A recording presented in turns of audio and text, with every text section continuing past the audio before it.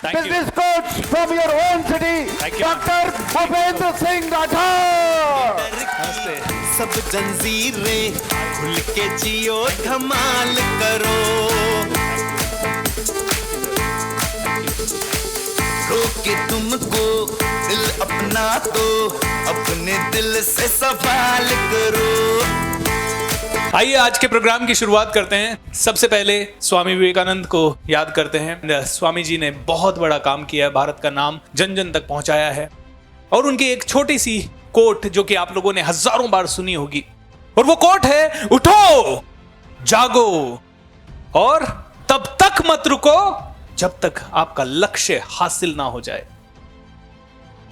उठो जागो और तब तक मत रुको जब तक लक्ष्य हासिल ना हो जाए। ये उन्होंने कहा तो सही और बार बार हम बोलते तो हैं, लेकिन प्रॉब्लम ये है हजारों लोगों का लक्ष्य ही नहीं है। लक्ष्य हो तो उठे, लक्ष्य हो तो चले, लेकिन लक्ष्य नहीं है। लक्ष्य नहीं है। लक्ष्यहीन जीवन उसी तरह का जीवन होता है जैसा एक पशु का जीवन होता है। भगवत गीता कहती है कि इंसान और पशु में कोई खास फर्क नहीं होता। इंसान और पशु दोनों सेम काम करते हैं, बस इंसान वो है जो कि अपना लक्ष्य निर्धारित करके जिस ऊंचाई तक चाहे उस ऊंचाई तक उठ जाए, और पशु बस मर्जी से वो काम नहीं कर सकता। और प्रॉब्लम यह है आज इंसानों में लक्ष्य की कमी है। लक्ष्य या तो है ही नहीं या बहुत छोटे हैं, और हैं तो बहुत ही उदासी वाले हैं। एक और कोट आज सुबह ही पढ़ रहा था स्वामी विवेकानंद जी का। उन्होंने कहा, जब जब आप बहुत बिजी हो तब तब कोई प्रॉब्लम नहीं है। You don't have any problem when you are busy. आपकी सारी प्रॉब्लम तब है जब आप लेजी हो। बिजी नहीं, क्या हो? लेजी हो। तो किसी ने कहा, क्या बात है लेजी?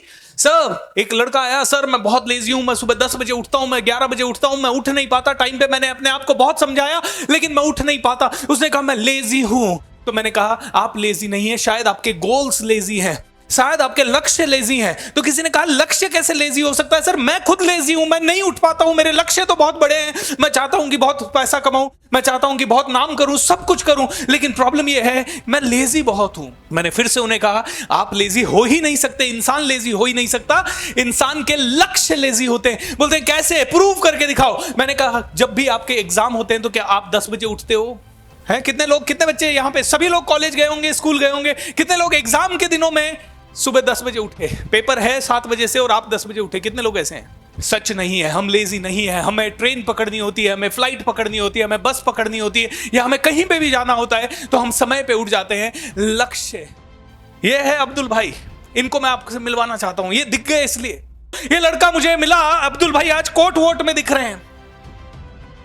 ये जो पहली बार मिले कोट में नहीं थे, चप्पलें पहनी हुई थी, चप्पलों पांव गंदे से हो रखे थे, शर्ट मैला सा हो रखा था, कोई पॉलिशिंग नहीं थी।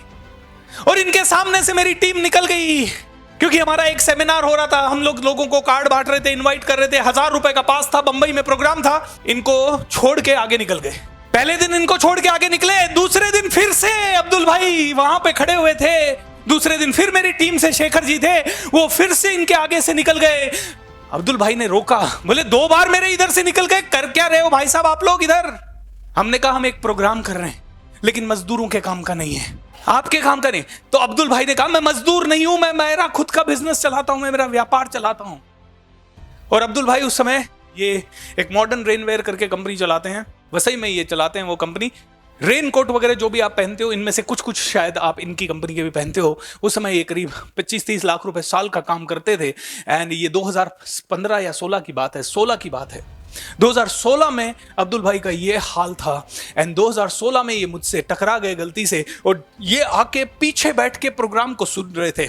हमने देखा आगे सूट बूट वाले बैठे हुए थे सारे के सारे, उन्होंने पता नहीं क्या लिया क्या नहीं लिया। अब्दुल भाई सबसे पीछे बैठे हुए थे और इन्होंने बहुत कुछ उस प्रोग्राम से ले लिया। और बहुत कुछ लेने के बाद मेरा एक कोर्स होता है 2.5 लाख रुपए का, वो बिजनेस कोर्स इन्होंने कर लिया। बोले सर मुझे करना है। मैंने कहा अब्दुल भाई ये क्या करोगे, आप क्या करोगे? बोले सर मैं करता हूं। अब इनको कुछ समझ नहीं आता था, मैं जो बोलता था वो समझने में इनको बहुत समय लगता था, लेकिन इनको एक चीज समझ में आ गई, कि लक्ष्य बहुत बड़ा होना चाहिए। और उस समय अब्दुल भाई ने मेरे सामने बैठ के 2 लक्ष्य बनाए। पहला 5000 लोगों को रोजगार देने का लक्ष्य, दूसरा दूसरा, इन्होंने एक लक्ष्य बनाया कि ये 7वीं पास है। इन्होंने लक्ष्य बनाया कि मैं 7वीं पास हूं, मैं पढ़ नहीं पाया क्योंकि फाइनेंशियल सिचुएशन अच्छी नहीं थी। बिहार के एक छोटे से गांव से थे। इन्होंने लक्ष्य बनाया कि कम से कम 1 लाख बच्चों को एजुकेशन करवाऊंगा। एंड इसका परिणाम मैं बता देता हूं। तो ये हुआ कि अब्दुल भाई आज 15 करोड़ से ज्यादा का कारोबार करते हैं। अगर कोविड नहीं आता तो 30 करोड़ पे होते। मैंने कह दिया चांद पे ट्रेनिंग लेके चलना है, दुबई में लेके चलना है, करेंगे। मैंने कहा अब्दुल भाई सूट डालना शुरू करो, सूट डालना शुरू कर दिया। मैंने कहा अब्दुल भाई थोड़ा जेंटलमैन रहना शुरू करो, जेंटलमैन रहना शुरू कर दिया। दिमाग नहीं लगाओ, कुछ चीजें एज इट इज काम करती है। मैथ्स में फॉर्मूला काम करता है ना, ऐसे ही जिंदगी में आगे बढ़ने के लिए फॉर्मूला काम करता है। बड़ी सोच चाहिए, बड़ी सोच ऐसे ही कुछ भी बड़ी चाहिए या एक डायरेक्शन में चाहिए, एक डायरेक्शन में चाहिए। डायरेक्शन मतलब एक दिशा के हिसाब से सोच चाहिए। एंड इन्हें मैं रियल में सैल्यूट करता हूं क्योंकि एक कम पढ़ा लिखा व्यक्ति सिर्फ दिमाग लगाए बिना, पढ़े लिखे जितने भी थे ना उस बैच में, वो इतने सफल नहीं हुए जितना अब्दुल हुआ, क्योंकि पढ़े लिखे हर चीज में दिमाग लगाते थे। भूपेंद्र जी कह तो रहे हैं लेकिन मैं करूं क्यों, मैं करूं क्यों? हम तो पढ़े लिखे हैं। मैंने इनको बोला अब्दुल भाई अपना पोर्टफोलियो बनवाओ, अपना सूट बनवाओ।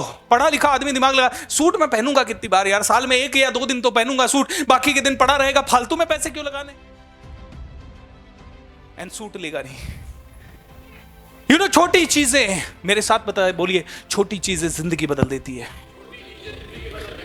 गाड़ी 50 लाख की ले लो, अगर टायर में हवा नहीं है ना तो चलेगी नहीं। करेक्ट ना? छोटी चीज है, जिंदगी बदल देती है। प्रण ले लीजिए पहला, 3 दिन बैठ जाइए, वादा करता हूं अब्दुल के 50 करोड़ कमाया, आप 50 लाख तो जरूर कमा पाएंगे अगले 2 से 3 सालों में। Thank you so much Abdul भाई।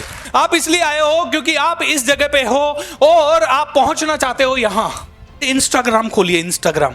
जितने लोग इंस्टाग्राम पे हैं, जो नहीं है वो मत खोलें, लोड ना लें, इंस्टाग्राम खोलें। और इंस्टाग्राम पे ऊपर 3 बिंदु लिखे है ना, वो 3 डॉट लगी है, उन पे क्लिक करें और उस पे एक चीज आती है जिसको कहते हैं योर एक्टिविटी। उस पे क्लिक करें और उस योर एक्टिविटी में आपका लिया होगा टाइम स्पेंट। नीचे जाएं, उस पे लिखा होगा टाइम स्पेंट। आज का मेरा बर्थडे है तो मेरा 29 मिनट स्पेंड हुआ है टाइम, ठीक है। बाकी किसका कितना हुआ है? 8 घंटे। इनको अवार्ड देना पड़ेगा 8 घंटे वालों को। मतलब आप बुरा मत मानिएगा, ये अपन एग्जाम्पल के लिए कर रहे हैं, है ना। ये ईमानदार आदमी है जिन्होंने कहा 8 घंटे 13 मिनट चले गए भाई साहब इंस्टाग्राम पे। अधिकांश युवाओं के दिन के 4 घंटे जा रहे हैं, चैंपियन के 8 घंटे दिन के जा रहे हैं, ठीक है। अब मैं आपसे कुछ सवाल पूछूंगा। 8 घंटे आपने दिए, क्या इस इंस्टाग्राम ने आपको पैसा दिया? नहीं दिया। आपको पैसा नहीं मिला, फिर भी 8 घंटे की ड्यूटी कर ली इंस्टाग्राम की आपने। क्या देखा? मतलब देखा क्या? दोस्त को एक दूसरे को रील भेजते थे। आज से कसम खा के जाओ, स्वामी विवेकानंद के जैसा बनना है ना तो ये करना ही नहीं है। अनइंस्टॉल मत करो, मैंने भी नहीं कर रखा है। लेकिन 15 मिनट से ज्यादा अगर आपका इस पे समय जाता है, और वो भी समय किस लिए जाना चाहिए? वो समय जाना चाहिए ताकि आप इससे कुछ कमा सको या इससे कोई फायदा ले सको। अगर आपका इससे फायदा नहीं हो रहा, मेरे को तो पता ही नहीं है कौन क्या कर रहा है, लेकिन हाँ मैं रोज इस पे 3 रील डालता हूं और 50,000 1 लाख लोगों तक, मैं नए लोगों तक इससे जरूर पहुंचता हूं रोज। 8 घंटे इंस्टाग्राम पे टाइम। अब देखिए एनर्जी मतलब क्या है? एनर्जी मतलब क्या है? सबसे बड़ी एनर्जी हमारे पास क्या है? वो है समय। कौन सी एनर्जी? आपको मैं बहुत काम की एक बात बताना चाहूंगा इस प्रोग्राम में। समय यानी money, time equals to money. कितने लोग इस चीज को मानते हैं? मेरे टीचर ने कहा, आप भूपेंद्र, मनीष गुप्ता सर नाम था उनका, वो कहते थे 1 दिन में तूने इतने घंटे वर्ष वेस्ट कर दिए। अभी सोचना शुरू कर कि तू जब टीवी को टाइम दे रहा है, तब तू न्यूज़पेपर को टाइम दे रहा है, जब तू फालतू की गॉसिप को टाइम दे रहा है, तू कितना समय बर्बाद कर रहा है। मैं कहता हूं दोस्तों, 2007 से पहले ये भूपेंद्र इतना समय बर्बाद करता था जिसका कोई हद नहीं था। 2007 के बाद मैं प्राउडली कहता हूं कि मैंने शायद मुश्किल से अपने समय का बहुत ही कम हिस्सा बर्बाद किया होगा, और उसका नतीजा यह है, आज बताना तो नहीं चाहिए ओपनली, लेकिन आज मैं करीब 1.5 करोड़ रुपए पर मंथ के हिसाब से कमाता हूं। व्यापार नहीं है, कोई होटल नहीं है, कोई बहुत बड़ा कुछ नहीं है, सिर्फ ये मुंह है जो चलता है। तो 1.5 करोड़ डिवाइडेड बाय कितने घंटे? आज मैं 25 दिन काम करता हूं और 25 दिन में हर दिन मैं करीब 10 घंटे मिनिमम डीप वर्क करता हूं, तो 250 से गुणा कर लो। 60,000 रुपए पर आवर कमाता हूं आज की डेट में, 1 घंटे का 60,000। अब आप कहोगे सर आपकी कमाई से हमें लेना देना क्या? मेरी कमाई से मतलब नहीं है, क्योंकि मेरे से हजारों गुना ज्यादा बड़ा कमाने वाले बैठे, लेकिन ये रियलाइजेशन नहीं होता तो 1200 रुपए महीना कमाने वाले भूपेंद्र 60,000 घंटे पे कभी नहीं पहुंच पाता। और आज यही रीजन है कि अपने पॉकेट से 10 लाख रुपए खर्च करके ये 3 दिन का प्रोग्राम आपके लिए फ्री ऑफ कॉस्ट कर रहा हूं। न कुछ इसमें बेचूंगा, न इसमें कुछ करूंगा।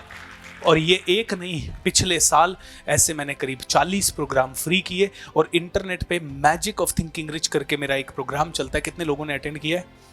आप में से कई लोगों ने अटेंड किया है। ये 28 दिन का फ्री प्रोग्राम होता है जो हर साल मैं कर रहा हूँ। कोरोना के टाइम से पहले 2 साल में 2 बार होता था, फिर साल में 1 बार होने लगा। 6 सीजन इसके कर चुका हूं और 6.5 करोड़ 7 करोड़ अपनी जेब से खर्च करके वो पूरा 28 दिन का प्रोग्राम करते हैं, फ्री ऑफ कॉस्ट करते हैं। उसके पीछे एक ही मकसद है। मेरे टीचर ने मेरे 3 घंटे के अंदर मेरे बॉडी के अंदर ऐसी आत्मा के अंदर आग लग गई, फड़फड़ाने लगी आत्मा की, कुछ तो करना है। उसके बाद उन्होंने कहा भूपेंद्र दूसरी चीज, एक तो उत्साह बढ़ा ले, दूसरी चीज बोलना सीख ले। जो बोलते हैं उनके भूंगड़े भी बिकते हैं मेरे भाई। मतलब जो बोलता है वो कुछ भी कर सकता है, कहीं पे भी पहुंच सकता है। एंड जब मेरे गुरु ने ये कहा तो मैंने बोलना शुरू किया। और मैं वास्तव में जहां नेगेटिव रहता था मैं पॉजिटिव रहने लगा। मैं जहां नेगेटिव रहता था मेरे चेहरे पे मुस्कुराहट आने लगी। 10 दिन के अंदर अंदर तो मैं जब ऑफिस जाता तो मेरे को एक कॉम्प्लीमेंट मिलने लगा। मेरे कई लोग दोस्त वगैरह कहते अरे आजकल तू स्माइल बहुत करता है, you are a smiley boy. मैंने कहा यार ये क्या बात हो रही है? Some people are giving me so much of things. एक डिजायर के साथ मैंने कहा यार ये चीज ना मेरे किशनगढ़ के भाइयों को मिल जाए, मेरे अजमेर के भाई बहनों को मिल जाए। मेरे टीचर ने कहा कि भैया आप आए हो इस प्रोग्राम में, मैं यहां से गया वापस, मैंने सीखना शुरू किया। और एक दिन अंदर से एक थॉट आया कि मैं भी ट्रेनर बन जाऊं। और ट्रेनर बनने का थॉट जब आया था तब एक ही विचार था कि मैं भी कम से कम फ्री में या कम पैसों में ज्यादा से ज्यादा लोगों को दे दूं।